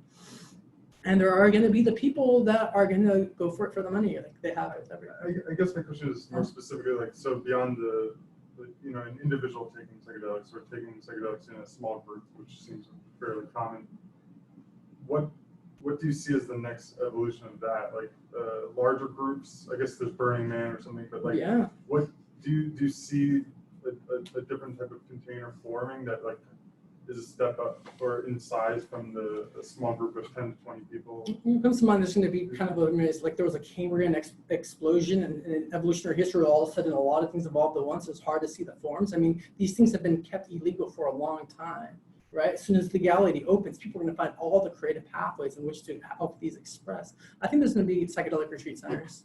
You know, for example, that people that want to go for creativity, it's not necessarily for healing because I have trauma, but I want to go to explore my potential and go learn things.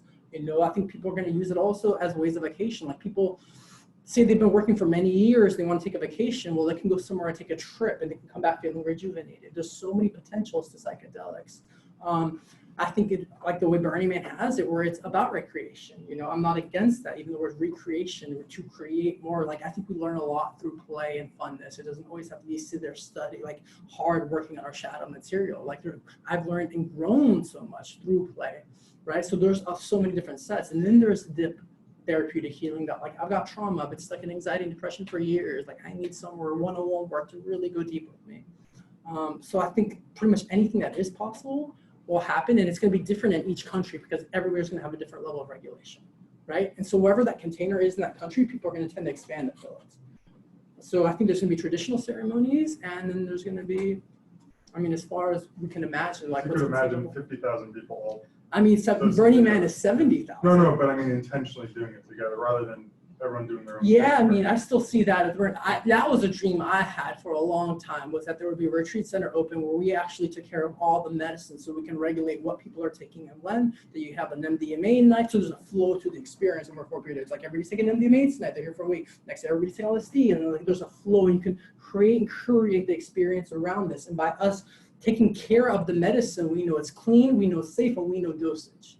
Right, taking it out of their hands and putting it into ours in regulatory fashion makes it safer, right? And so hopefully we have these kind of containers, but this is completely illegal right now, right? So hopefully businesses do open where we have these larger group experiences with health professionals walking around and making it safe.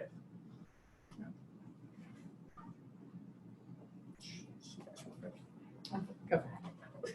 Anyway, thank you. That was incredibly well organized and well presented. So thank you. I really loved it.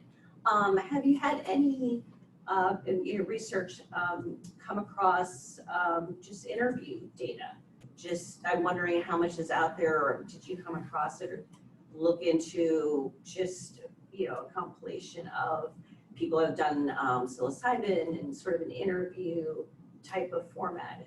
I pretty much went through every book, almost all the books published in psilocybin, and there's not a whole lot of that. It's people like actually on psilocybin. There's just the people interviewing the same researchers over and over because there hasn't been too many. There's like New York School of Medicine, Johns Hopkins, UCLA, Harvard. So it's just like a lot of the same people are being interviewed, but they're the actual people leading the research. I was able to work with clients, and so I had those experiences working with the clients. But there's no published material, especially in book format, of people like interviewing people while they're on mushrooms. Sounds like a next step. That'd be I hope, hopefully, you know, this gets moving the culture. There's a lot more. Let's get some funding for you. It was really hard to find people publishing their psychedelic experiences in book print, like really hard. I went through pretty much everything I could find. There's not a lot. And so I think there's a lot of it has to do with safety. People have been scared to say, hey, I took mushrooms, this is what my experience is like. So that hopefully that starts to move. I think that would help, of course, I could see, the book coming out next year of this and everything. But that might be a really lovely appendix. And, and you're at the perfect timing to start that data and that compilation. And just to piggyback off of your question is you could actually create problem-solving labs where a certain, you give a problem to two groups of people, one on psilocybin, one on not, et cetera, and see, you start to measure the results and like measure the creativity. And then this is, helps reinforce and give you also sort of a feedback loop so that you don't get the corruption of the super subjective, over absolutionism, because you have sort of this measurable scientific context. Yeah, I mean, I did try to bring up lots of it. So there was work with LSD in the 1960s around creativity, and they went to look at different architects and scientists and artists that have been really stuck on a problem, I think for at least a year. And 80% came out solving the problem. Like, tremendous, right? So there is data on this, and they are going to start doing data on psilocybin. I asked Paul Stamets, because he used to call this a hypothesis of like, what would it take for it to become a theory? He's like, testing out the creativity needs to be done. That's underway. And at Burning Man this last year, he came out and said, the public speaking, we have now enough information to call this a theory. Okay, there's a question from online. Go ahead. I also had a question, but I'm going to let this one go. Max asks, please ask Jahan what evidence, if any, he's found about the theory of panspermia. Right, super interesting. So the idea that our genetics at some level of life came from another planet. And there's the two ways it can be looked like all life came from another planet and we were seeded in a way that we can terraform and we've really evolved. And there's another kind of version from Terence McKenna that mushrooms, as we come to know from the psilocybin-like variety, actually came from space and created a symbiotic relationship with our species, and that this mushroom is actually sharing information across the galaxy with other civilizations. So it'll eventually help us build a spaceship with the hope that it kind of keeps growing and growing. So Terence McKenna worked a lot, and he said this was embarrassing me before, but this is what came through me that the mushroom told me. So for like cognitive terraforming or something. Right, totally, and it's forming in a nice union. But if you look at his psilocybin mushroom growers guide, there's a few pages in the front of it where he goes through it. Right. You guys, Thank you for waiting. We're back.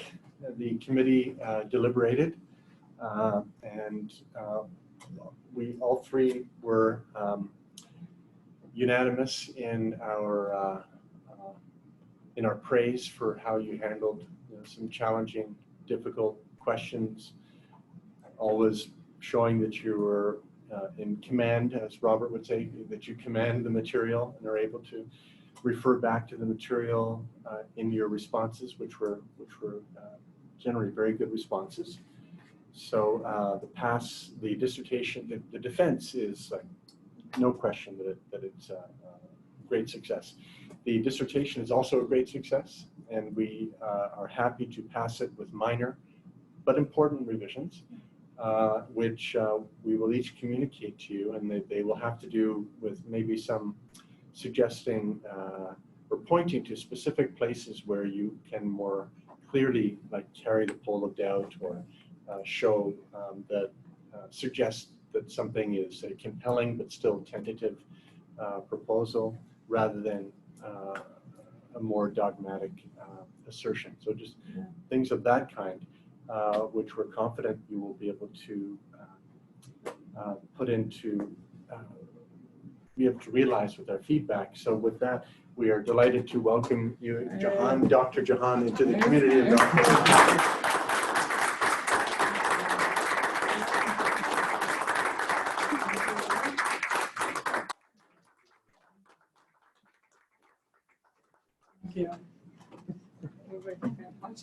Everyone will always call him Dr. Jahan. You guys, I appreciate your refined, perception and eyes looking through this work and helping me really help move it forward. Yeah, well, it's a titanic effort that you put in, no question about it. We're all impressed. Yeah. So we'll work on sending in. It's the same thing with all of my with each of my books, like, because the editorial recommendations that have come in from my respected readers in the last few weeks of editing are really important, you know, just fine tune things, because, you know, it's kind of a group effort in a way. For sure. Thank you. Great. Yeah, thank you guys. Okay.